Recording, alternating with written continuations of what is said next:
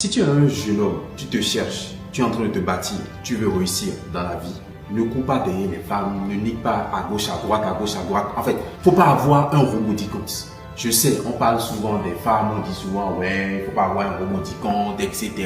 Elles le savent. C'est d'ailleurs pour ça que quand on leur dit, ah, quel est ton bodycount, elles ne disent pas le vrai chiffre, elles le savent. Ça, c'est pas le sujet. Il y a trop de vidéos déjà sur ça. Ici, moi, je parle des hommes.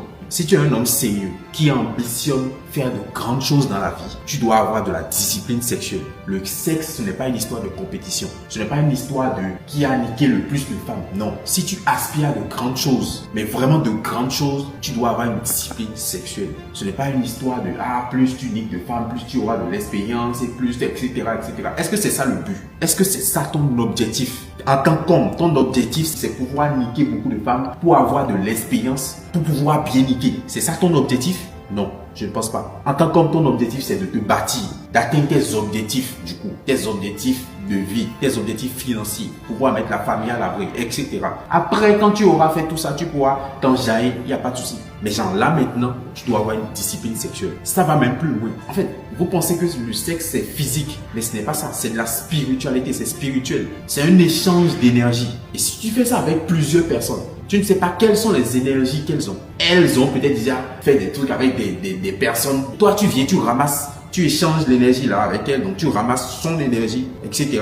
Et à chaque fois, tu fais ça avec plusieurs femmes. Et ces femmes-là aussi, ces femmes-là dont on parle, est-ce que ce sont des filles bien? Du coup, tu ramasses leur énergie bizarre là. Toi aussi, tu entasses ça dans ta vie. Et après, tu viens nous dire maintenant, j'ai du mal à réussir. J'ai du mal à m'en sortir. Je pense que c'est la poisse qui est derrière moi. Ou bien c'est la tante du village qui est en train de me chercher. Ce n'est pas ça. C'est ce que toi-même tu as créé. Donc oui, les femmes doivent se préserver, doivent avoir une discipline sexuelle pour ne pas s'éparpiller un peu partout. C'est clair. Parce que ça détruit la valeur de la femme.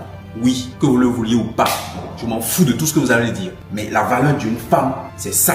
La manière dont elle s'est préservée. La manière dont elle a eu une discipline sexuelle. Et c'est pareil pour l'homme. Oui, ce n'est pas que au niveau de la femme. C'est vrai, au niveau de la femme, c'est criard parce que voilà, elle s'est fait niquer par plusieurs hommes, etc. C'est criard. Et au niveau de l'homme, c'est l'homme qui nique. Donc ça, c'est top, c'est valorisant, en griffe. Mais gardez une chose en tête. Et je parle vraiment à ceux-là qui aspirent à aller loin. Ceux-là qui veulent vraiment réussir leur vie. Atteindre des niveaux inimaginables. Préservez-vous. Préservez-vous. Surtout quand vous êtes jeune. Préservez-vous. Ne rentrez pas dans ces histoires-là. Ça va beaucoup plus loin que quelque chose de physique.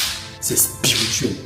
Ne détruisez pas votre avenir. Concentrez-vous sur vous. Travaillez, bossez, construisez-vous. Gardez votre aura. Gardez votre aura. Ou même si vous devez le faire, faites-le pas avec plusieurs femmes. Faites-le avec